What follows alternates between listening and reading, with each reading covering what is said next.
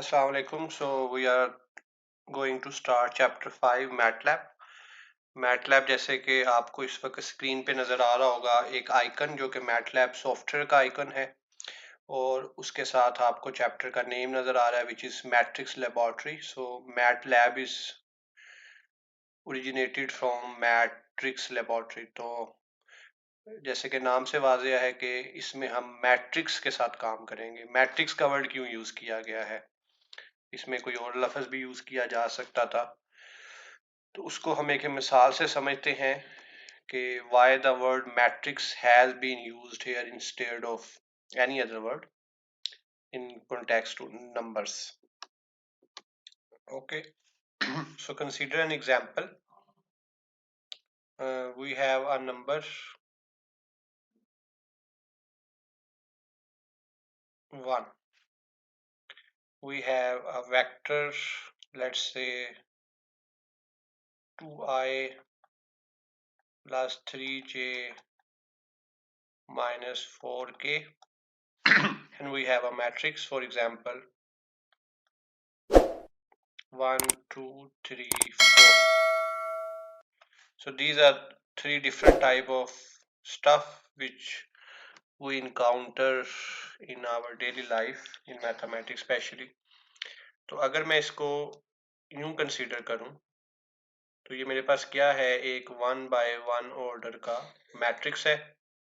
इसको अगर मैं यूं लिखूं 2, 3, -4, तो क्या है, ये मेरे पास एक वेक्टर है जिसे हम अरे कहते हैं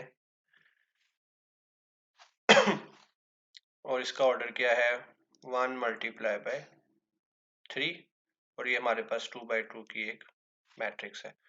तो आप एक वेक्टर को भी मैट्रिक्स की शक्ल में लिख सकते हैं, एक मैट्रिक्स को मैट्रिक्स की शक्ल में तो लिख ही सकते हैं और एक कांस्टेंट स्केलर को भी मैट्रिक्स की शक्ल में लिख सकते हैं. तो matrix is a very general term जिसमें आप स्केलर, वेक्टर जिसको हम प्रोग्रामिंग की जबान में अरे कहेंगे, and then the last thing matrix itself, और फिर आप मल्टी डायमेंशनल अरे में चले जाएंगे जो कि हायर ऑर्डर मैट्रिसेस हैं. सो लिहाजा ये तमाम चीज़ें आप अगर किसी एक वर्ड के इक्वेट कर सकते हैं तो वो मैट्रिक्स का वर्ड होगा. सो इसलिए मैट्रिक्स लेबोरेटरी, मैट लैब, कि इसमें आप हर तरह के नंबर के साथ किसी भी तरह का ऑपरेशन जो कि मैथमेटिकली प्लाजिबल है, अलाउड है, वो आप कर सकते हैं. So that's why it is matrix laboratory, that's why it is MATLAB.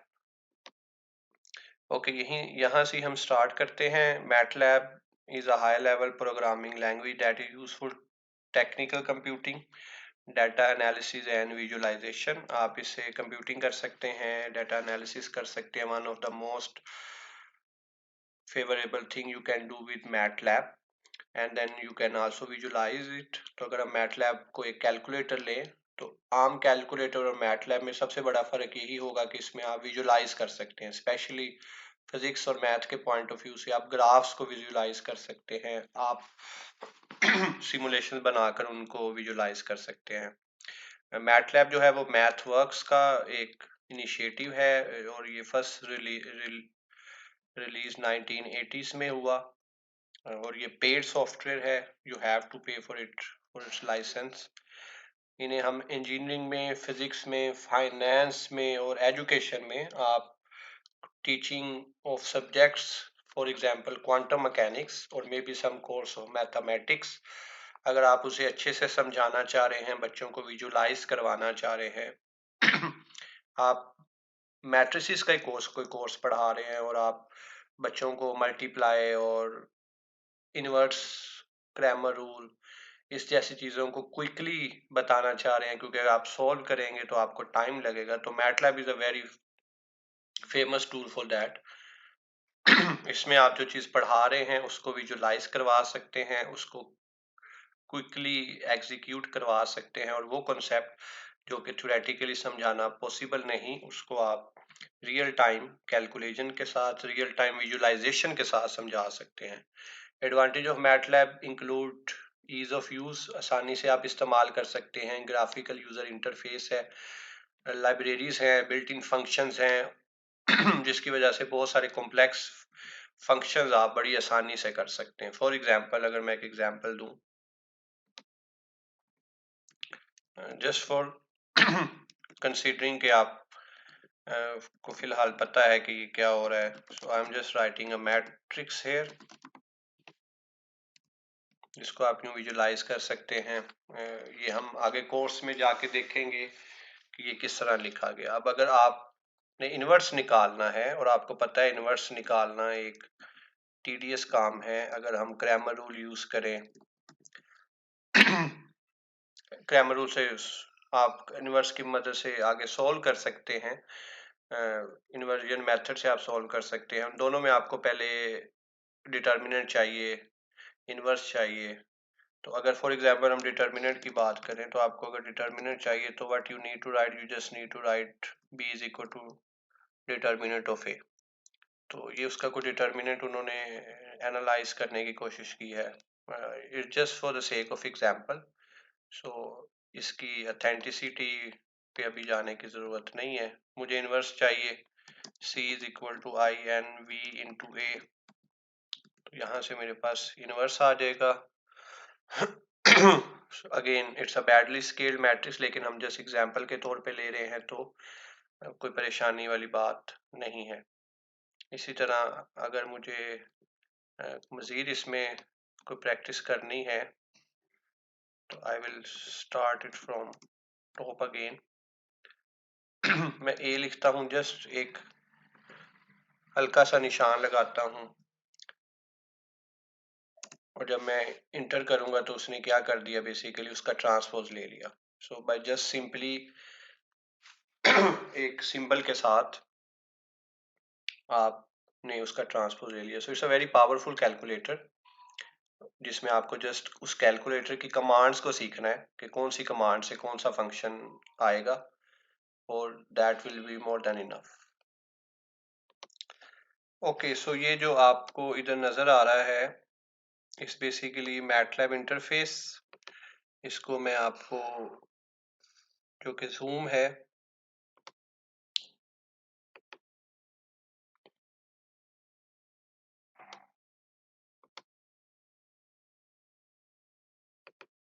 इसको अनजूम कर रहा हूँ। So this is the MATLAB interface, जो कि just for the sake of learning purpose आपको जूम करके दिखाया गया है। ये मैटलैब जो software, as I said before, it's a paid software, so you have to buy its licence. So ये लाइसेंस्ड मैटलैब जो इस वक्त इंस्टॉल है, उसके ऊपर इसका लाइसेंस लगा हुआ है, और उसमें आप, इसमें बहुत सारे प्रोग्राम्स और बहुत सारे फीचर्स हैं जो आप यूज कर सकते हैं। तो अगर हम बात करें आपके कंटेंट की, तो उसमें जो नेक्स्ट हमारा आर्टिकल है वो भी यही बनता है, MATLAB interface. So it's just a quick learning. To get started with MATLAB, you will need to download and install the software on your computer and then relaunch the application. और उसके साथ आपके लिए एक हिंट है, अगर आपके पास फिलहाल लैपटॉप एक्सेस नहीं है या आपके पास लाइसेंस नहीं है, तो आप मैटलैब मोबाइल को यूज़ कर सकते हैं, जो कि यूजुअली लाइसेंस भी डिमांड नहीं करता। तो आप उसमें basic programming free of cost application point of view पे देख सकते हैं। जैसे अभी आपका इनिशियल लेक्चर्स हैं, और अगर आपके पास मैटलब इंस्टॉल नहीं है आपके लैपटॉप या कंप्यूटर में, तो you can use your mobile phone and simply look out for what is going around, उनकी प्रैक्टिस कर सकते हैं। Okay, so once you have the application open, you can begin writing code in MATLAB. The MATLAB desktop environment is a graphical user interface used to interact with the software. Graphical user interface के जो basically जो दूसरा version होता है वो होता है CLI, command line interface, जो कि आप लिनक्स या उस एनवायरनमेंट में काम करते हैं तो उसमें कमांड में लिखना होता है। लेकिन यहाँ पे आपने कमांड नहीं लिखनी, यहाँ पे आपके पास टूल्स मौजूद हैं। जस्ट आपने क्या करना है, उन टूल्स को यूज़ करना है। जैसे कि आप इस वक्त देख सकते हैं, ये जो मैटलैब इंटरफेस है, कि आपके पास डिफरेंट तरह के आइकन्स मौजूद हैं। उन आइकन को आप यूज़ करके कोई भी एक्शन परफॉर्म कर सकते हैं।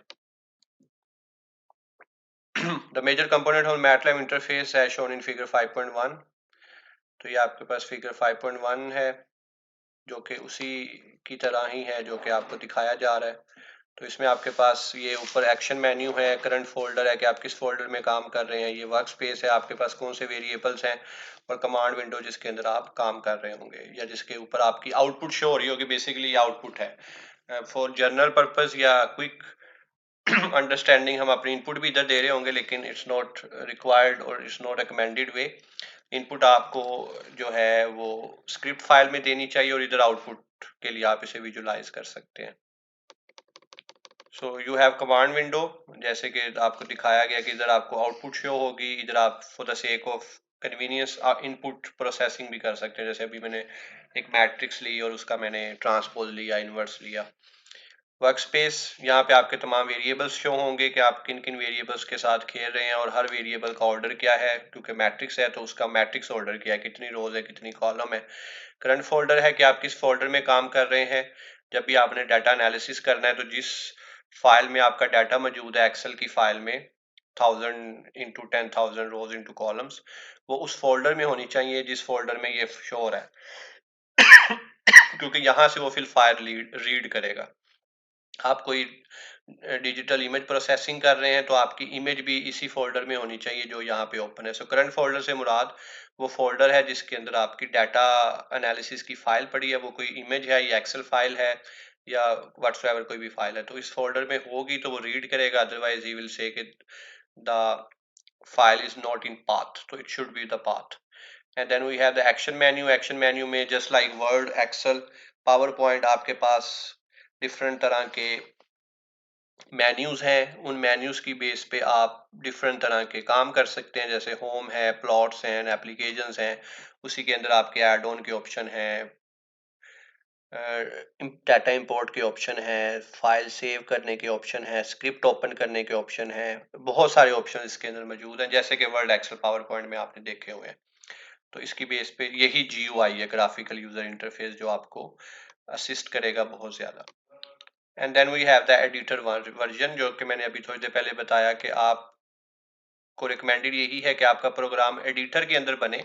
एडिटर को ओपन करने के लिए आप Ctrl+N प्रेस कर सकते हैं या आप home new script action menu के थ्रू जा सकते हैं और उस स्क्रिप्ट फाइल को आप Ctrl+S के थ्रू सेव कर सकते हैं और वो .m फाइल होगी जो कि सेव होगी और उस एडिटर की आउटपुट आपको कमांड विंडो में शो होगी। Editor is shown in figure 5.2। So this is your editor, कि उसी के अंदर एक ओपन हो जाएगा। ये देखिए कमांड विंडो आपकी नीचे आ गई है और आपका जो एडिटर है वो इस वक्त ऊपर मौजूद है जिसे आप विजुलाइज कर सकते हैं।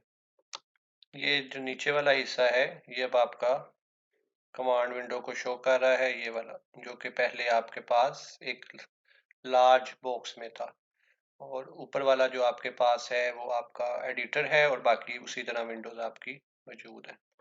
सो यहाँ पे अगर आप मैटलैब पे आए एक्शन मेन्यू पे तो ये आपने न्यू पे क्लिक करना है। स्क्रिप्ट पे तो आपके पास जो नई स्क्रिप्ट ओपन हो जाएगी जो कि किसी भी पुरानी सेटिंग में होगी जिसको आप रेलिवेंट सेटिंग में ला सकते हैं। तो ये आपके पास इस वक्त एडिटर फाइल है जिसको आप कमांड विंडो में विजुलाइज कर सकते हैं। कमांड विंडो में ये पुराना डाटा मौजूद है, इसको मैं CLC करके साफ कर सकता हूँ। So I am just hovering around with interface ताकि आपको विजुलाइजेशन में इशू ना हो। तो यहाँ पे जो आप लिखेंगे ये बेसिकली आपका इनपुट है जिसके लिए आपको एक खास सिंटेक्स फॉलो करना पड़ेगा और जो चीज़ यहाँ पे आप लिखेंगे सेव करेंगे वो आपको आउटपुट विंडो पे नजर आएगी। जैसे अभी हमने मैट्रिक्स वाला एक काम किया, उसी को अगर हम दोबारा जस्ट विजुलाइज करने की हद तक देखें तो मैं एक मैट्रिक्स लेता हूँ A इज इक्वल टू 1 2 3। इस ये सिंटेक्स हम डिस्कस करेंगे आगे जाके प्रॉपरली इन अरे टॉपिक। फॉर द टाइमिंग आप जैसे इसको टू बी ग्रांटेड ले सकते हैं। Determinant of A and inverse of A, ये दो चीज़ें हमने मालूम की हैं। तो इसको पहले मैं सेव करूंगा, कंट्रोल एस करूंगा तो आपको सेव का ऑप्शन दे देगा। इसको आप कहीं भी एक फोल्डर बना के सेव कर सकते हैं। आपको शो नहीं हो रहा होगा, लेकिन इट्स अंडरस्टूड कि आपने इसको कैसे सेव करना है। तो आप कहीं भी सेव कर सकते हैं, इट्स नॉट अ प्रॉब्लम। मेरा इसका नाम है बेसिक के नाम से सेव कर लेता हूँ, बेसिक कोड। तो आप देखेंगे कि इसके ऊपर जो नाम है वो अब बेसिक कोड हो गया। इसको मैं F5 प्रेस करूंगा तो आपको इस कमांड विंडो पे इसकी आउटपुट नजर आ रही होगी कि बेसिक कोड रन हुआ है, जिसका डिटर्मिनेंट -2 है और इसका इनवर्स भी मौजूद है, जो भी इसका इनवर्स है। तो इस तरह आप हम जितना भी काम करेंगे वो हमारा एडिटर में होगा। तो it is like an input, MATLAB is the process, जो भी इसका पीछे बैकग्राउंड पे कोडिंग है, और ये आपकी आउटपुट है। सो this is how you can consider it just like a simple calculator. तो जैसे मैंने पहले बात की, तो अगर मैं यहाँ पे कंक्लूड करूँ, हमारा जो टॉपिक 1 है that is basically the simple MATLAB introduction, कि मैटलैब को आप कैसे इस्तेमाल कर सकते हैं। तो मैंने आपको 2 वे सजेस्ट किए हैं। एक मैटलैब मोबाइल, जो कि इन केस अगर आपके पास लैपटॉप फैसिलिटी नहीं है, लाइसेंस्ड मैटलैब नहीं है फिलहाल, तो इस बेसिक प्रैक्टिस के लिए आप मैटलैब मोबाइल यूज कर सकते हैं। किसी भी एंड्रॉयड मोबाइल पे आप मैटलैब इंस्टॉल करें, कोई भी आप अकाउंट लगा दें जो आपका आउटलुक का है, तो वो ऑन हो जाएगा। उस पर आप बेसिक प्रोग्रामिंग, बेसिक वर्कआउट कर सकते हैं। और जब आप लैपटॉप पे हैं तो कोशिश करें एडिटर पे काम करें, सेव करें, F5 प्रेस करें, रन करें, और आप आउटपुट कमांड विंडो पे दे सकते हैं। लेकिन क्विक प्रैक्टिस के लिए हो सकता है मैं भी यूज कर रहा हूँ, आप डायरेक्ट मैटलैब कमांड विंडो पे भी आ सकते हैं। जैसे अगर मैं इस वक्त कमांड विंडो पे आऊँ तो मैं इधर ए प्राइम लिखूंगा तो उसका ट्रांसपोज आ गया, तो मुझे एडिटर पे जाने की जरूरत नहीं पड़ी। मैंने इसको कमांड विंडो पे डील कर लिया। सो कमांड विंडो क्विक इम्प्लीमेंटेशन के लिए है, लेकिन रिकमेंडेड यही है कि इसे आप एज सिर्फ आउटपुट डिवाइस के तौर पे लें, और इनपुट डिवाइस के लिए आप एडिटर को ही इस्तेमाल करें। इसके साथ आपको मैटलैब का इंटरफेस दिखाया गया है कि मैटलैब का इंटरफेस है किस तरह का, बुक में भी है और इधर भी मौजूद है। इसमें एक्शन मेन्यू है जो कि जस्ट वर्ड एक्सेल की तरह मेन्यूज है, जिसकी मदद से आप बहुत सारे काम कर सकते हैं। वर्क स्पेस है जहाँ पे आपके वेरिएबल्स मौजूद हैं। फोल्डर है जो कि फिलहाल हमारा एज सच कोई काम नहीं होगा, लेकिन इससे मुराद जो भी इस फोल्डर में चीज होगी वो आप डायरेक्टली मैटलैब में इंपोर्ट कर सकते हैं, अदरवाइज आपको ऐड टू पाथ करना पड़ेगा। Sorry. So this is the basic introduction of MATLAB. MATLAB है क्या, मैटलैब को आप बेसिक यूज कैसे कर सकते हैं। इंशाल्लाह अब नेक्स्ट जो हमारा टॉपिक होगा वो मैटलैब को इस्तेमाल करने पे होगा, मैटलैब की एप्लीकेशन पे होगा, जो कि बेसिकली जहाँ से हमने स्टार्ट किया कि मैटलैब को मैट्रिक्स लेबोरेटरी कहते क्यों है। तो स्केलर, अरे और मैट्रिसेस और स्ट्रिंग को हम किस तरह MCS के नाम पे, जो कि मैं मैटलैब कंट्रोल स्ट्रक्चर के थ्रू बताता होता हूँ, कि हम इसको डिफ्रेंशिएट करेंगे डिफरेंट डाटा टाइप्स में, और उनको सेपरेटली पढ़ेंगे कि स्केलर के साथ मैटलैब में क्या कर सकते हैं, which is matrix of order 1 by 1। Then we will look around for arrays, के अरेज को किस तरह हम इधर लिख सकते हैं, अरेज के साथ क्या क्या कर सकते हैं, अरेज के क्या ऑपरेशन हो सकते हैं। And then we will move to multi dimensional array, और जिसको आप मैट्रिक्स कहते हैं। And so far. So good luck. तो यहाँ तक ये वीडियो आप देख के होपफुली आपके पास कोई ना कोई टूल मौजूद होगा, आइदर मैटलैब मोबाइल और MATLAB software in your laptop. उस इंस्टॉलेशन में कोई इशू है तो आप वो डायरेक्टली कांटेक्ट कर सकते हैं, क्योंकि उसके लिए जस्ट आपने इसे डाउनलोड करना है, और जो भी आपके लाइसेंस का ईमेल आईडी है या लाइसेंस नंबर है वो डालना है। सो इसके अलावा कोई प्रॉब्लम है तो आप डिस्कस कर सकते हैं, ताकि आगे वाले लेक्चर के लिए ज़रूरी है कि ये पार्ट आपका क्लियर हो, आपके पास मैटलैब मौजूद हो। क्योंकि अगर आपके पास टूल नहीं है तो आप इसे क्रैम नहीं कर सकते, इसे अंडरस्टैंड नहीं कर सकते जब तक कि आप साइड बाय साइड इसकी प्रैक्टिस नहीं कर रहे होंगे। Okay, good luck.